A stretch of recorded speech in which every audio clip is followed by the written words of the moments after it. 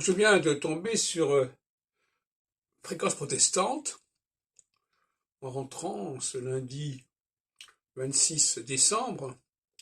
Et c'est très curieux parce que les débats auxquels j'ai pu assister, si on peut dire, par la radio en tout cas, rejoignent le travail que j'ai accompli aujourd'hui dans la définition de l'équinoxialité et de la solsticialité. Parce que, pour ne rien vous cacher, les choses évoluent encore assez sensiblement, les définitions se précisent, et un certain nombre de points obscurs s'éclaircissent.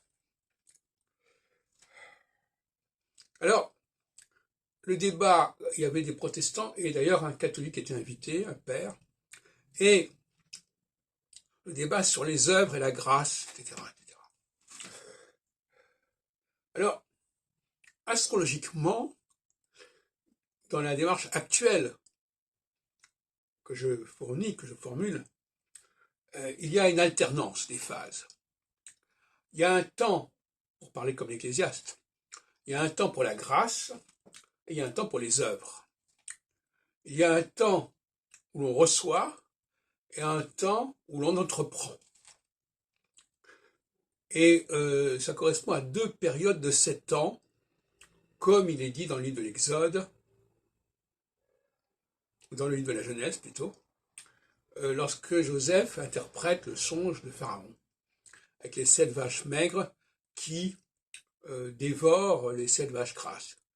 Et c'est interprété par Joseph comme correspondant à deux périodes de 7 années. Ça, c'est la base même de la cyclologie biblique et celle que j'adopte moi-même. Sur la base de Saturne, évidemment, les phases de Saturne étant toutes de 7 ans quand on divise le cycle par 4. Et effectivement,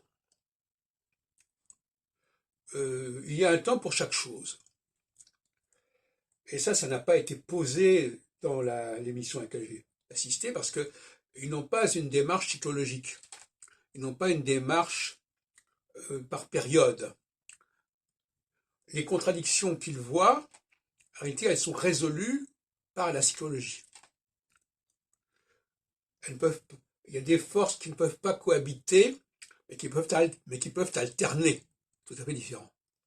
Ça qui n'a pas été compris par nos interlocuteurs, par nos débatteurs aujourd'hui sur Fréquence protestante.